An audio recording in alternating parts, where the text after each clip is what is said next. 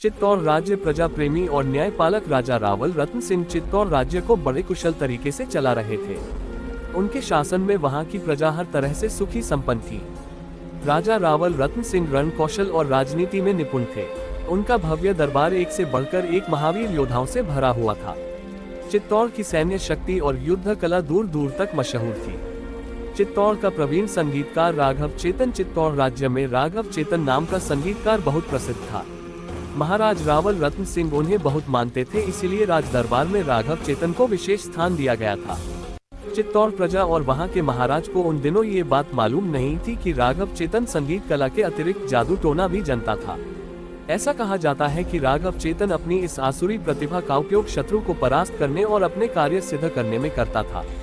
एक दिन राघव चेतन जब अपना कोई तांत्रिक कार्य कर रहा था, तब उसे रंगे हाथों पकड़ लिया गया और राजदरबार में राजा रावल रत्न सिंह के समक्ष पेश कर दिया गया।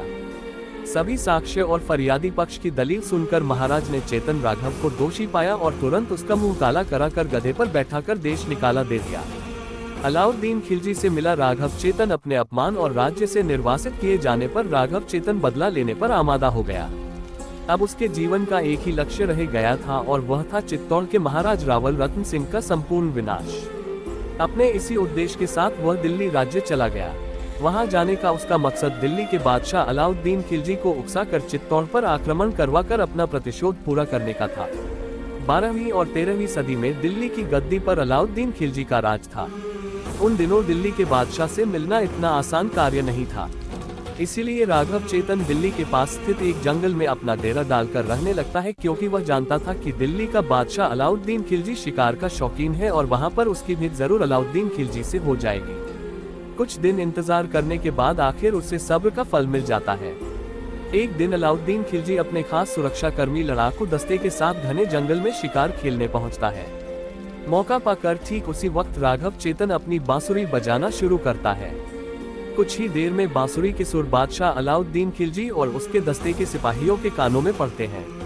अलाउद्दीन खिलजी फौरन राघव चेतन को अपने पास बुला लेता है। राज दरबार में आकर अपना हुनर प्रदर्शित करने का प्रस्ताव देता है। तभी चालाक राघव चेतन अलाउद्दीन खिलजी से कहता है, आप मुझ जैसे साधारण कलकार को अपने राज्य दरबार की शोभा बनाकर क्या पाएंगे? अगर हासिल ही करना है तो अन्य संपन्न राज्यों की ओर नजर दौड़ाए, जहां एक से बढ़कर एक बेशकीमती नगीने मौजूद हैं और उन्हें जीतना और हासिल करना भी सहज है।